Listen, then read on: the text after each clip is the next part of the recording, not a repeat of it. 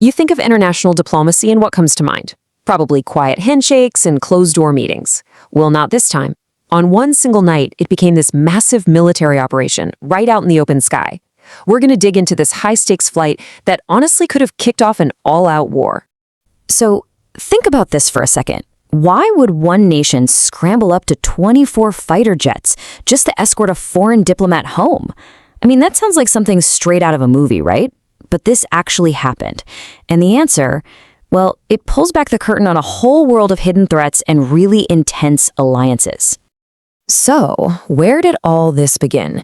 It all kicked off with just one urgent plea, a request that was born out of some serious tension. And believe me, it set off a chain of events that is just unbelievable. Okay, so let's set the scene so you can really picture this. We're talking about the night of April 12th. The location is Islamabad, the capital of Pakistan. And you can just imagine this calm skyline, but underneath all of that, a massive international crisis was just about to explode. And right in the middle of this whole thing, a high-level diplomatic group from Iran. They just finished up their visit, ready for what should have been a totally normal, routine flight home. But yeah, that flight turned out to be anything but routine. And here it is. This is what started it all. A direct, urgent plea straight from the Iranian foreign minister to his hosts in Pakistan. He basically said, "We fear the Israeli Air Force will target our plane on the way back." This wasn't some vague worry about safety. No, this was a specific, named threat. The fear was that their plane would literally be shot down out of the sky. The stakes couldn't have been higher. It was life or death.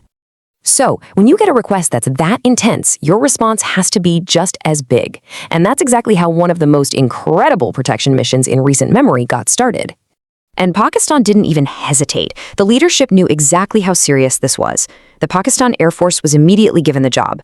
And let's be clear, this was a mission where failure was just not an option. Now just think about the scale of this response. We're not talking about a small, symbolic escort with 1 or 2 jets. No way. Pakistan scrambled somewhere between 20 and 24 fighter jets. That number alone tells you just how seriously they took this threat.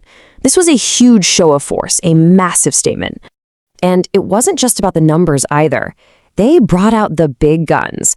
We're talking about their modern J-10C fighters. These are super agile 4.5 generation jets.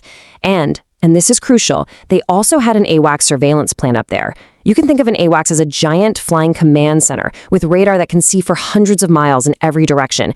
It's the eye in the sky, managing the whole operation.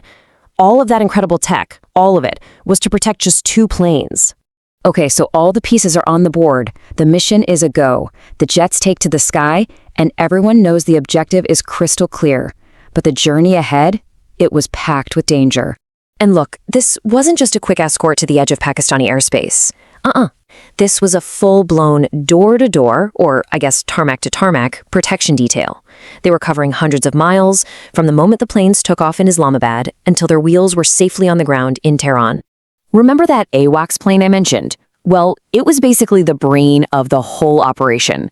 It was flying way up high, its radar just constantly scanning, looking for any hint of a threat. Any plane that shouldn't be there, anything that could be those jets the Iranians were so afraid of. It created this huge, invisible bubble of security around the delegation's planes. And you have to understand, the stakes were so much bigger than just the safety of a few diplomats.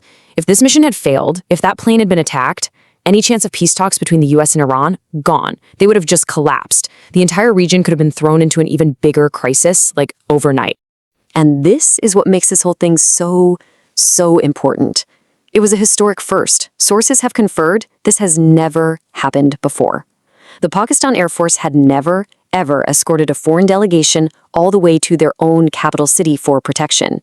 It was just a massively symbolic act. So the mission ends with a successful landing and a really powerful statement that just shows you how deep the commitment here really was.